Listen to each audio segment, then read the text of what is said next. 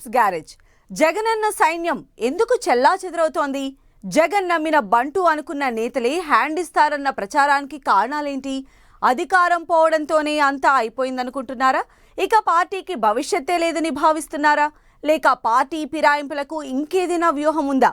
అధినేత అనుమతితోనే కొందరు పార్టీ మారుతున్నారన్న ప్రచారంలో నిజమెంత? అప్పుడు టీడీపీ బాటలోనే ఇప్పుడు వైసీపీ రాజ్యసభ సభ్యులు నడుస్తున్నారా? వైసీపీ రాజ్యసభ సభ్యుల పార్టీ మార్పులో అసలు వాస్తవాలేంటి?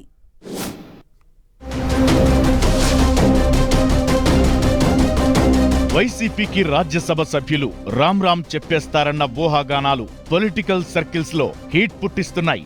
వైసీపీకి ఉన్న మొత్తం 11 మంది ఎంపీల్లో వైవి సుబ్బారెడ్డి, విజయసాయిరెడ్డి తప్ప మిగిలిన 9 మంది పార్టీ ఫిరాయిస్తారన్న ఊహాగానాలు జోరుగా సాగుతున్నాయి. ఈ ప్రచారానికి తగ్గట్టే 2 ఎంపీలు గురువారం రాజీనామాలు సమర్పించారు. జగన్ నమ్మిన బంటు అనుకున్న మోపిదేవి వెంకటరమణ వైసీపీ అధికారంలో ఉండగా టీడీపీ నుంచి వచ్చిన బీదా మస్తాన్ రావు ప్రస్తుతానికి రాజీనామాలు చేయగా వీరి బాటలో మరో 7-8 మంది గోడ దూకేస్తారన్న ప్రచారం జరుగుతోంది. వైసీపీ రాజ్యసభాపక్ష నేత విజయసాయిరెడ్డితో పాటు జగన్ కు అత్యంత విశ్వాసపాత్రులుగా చెప్పే అయోధ్య రామిరెడ్డి, జగన్ న్యాయవాది నిరంజన్ రెడ్డి, ఆయన సొంత జిల్లాకు చెందిన మేడా రఘురామిరెడ్డితో పాటు బీసీ నేత ఆర్ కృష్ణయ్య తదితరులు బీజేపీకి వెళతారని ప్రచారం జరుగుతోంది. పార్టీ మార్పుపై వస్తున్న ప్రచారాన్ని విజయసాయిరెడ్డి ఖండించగా మిగతా వారెవరూ ఇప్పటి వరకు నోరు విప్పలేదు. తాను జగన్తోనే ప్రయాణిస్తానని విజయసాయిరెడ్డి చెప్పినా ప్రత్యర్థులు మాత్రం విజయసాయిరెడ్డి బీజేపీలో చేరిపోతారంటూ చేస్తున్న ప్రచారానికి తెరదించడం లేదు. ఇదే సమయంలో పిల్లి సుభాష్ చంద్రబోస్, గొల్ల బాబురావు టీడీపీలోకి వెళతారని చెబుతున్నారు.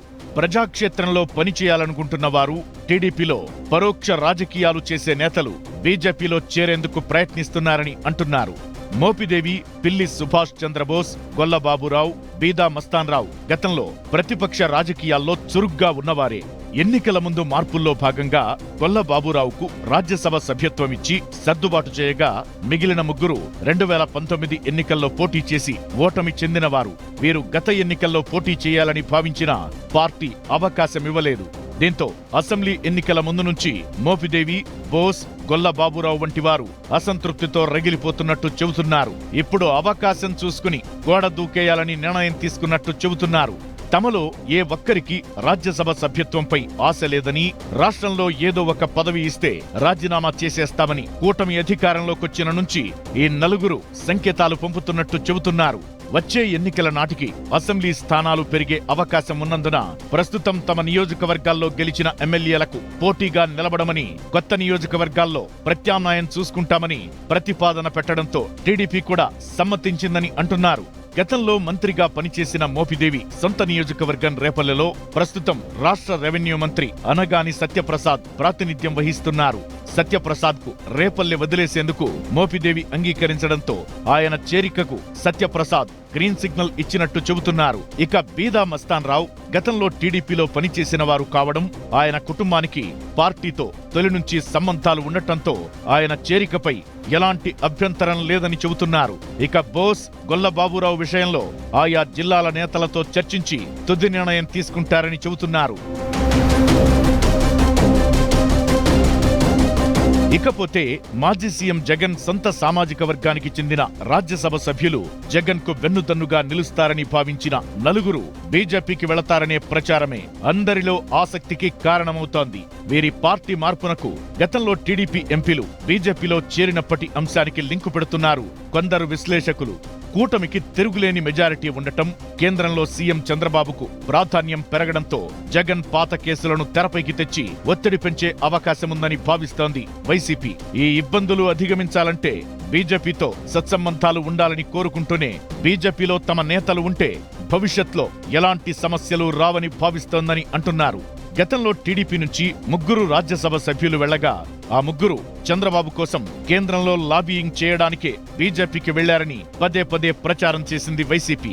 ఆ విమర్శల్లో నిజం ఉందో లేదో గాని గత ఎన్నికల్లో బీజేపీతో పొత్తునకు ఆ 3 కారణమని ఇప్పటికీ ఆరోపిస్తోంది వైసీపీ.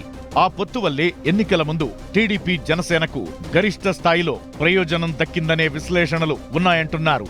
దీంతో గతంలో టీడీపీ అనుసరించిన వ్యూహాన్నే ఇప్పుడు వైసీపీ కూడా అమలు చేయాలని భావిస్తోందని అంటున్నారు. ఇలా పార్టీని వీడాలని నిర్ణయించుకున్న వారిలో కొందరు తమ అవసరాల కోసం, మరికొందరు అధినేత ప్రయోజనం కోసం ఇతర పార్టీల్లోకి జంప్ చేయాలని చూస్తున్నారని విశ్లేషిస్తున్నారు. మొత్తానికి గతంలో టీడీపీకి ఒక్క రాజ్యసభ సభ్యుడు మిగిలినట్లు ఇప్పుడు వైసీపీ కూడా ఒకరినో ఇద్దరినో పార్టీ అవసరాలకు ఉంచుకుని మిగిలిన వారిని బీజేపీలోకి పంపేయాలని భావిస్తోందని అంటున్నారు. అయితే అధినేత అంతరంగాన్ని పసిగట్టిన మోపిదేవి వంటి వారు బీజేపీలోకి వెళితే రాజకీయంగా నష్టపోతామని, క్షేత్రస్థాయిలో పట్టుకోల్పోతామని లెక్కలు వేసుకుని టీడీపీని ఆశ్రయించినట్టు చెబుతున్నారు.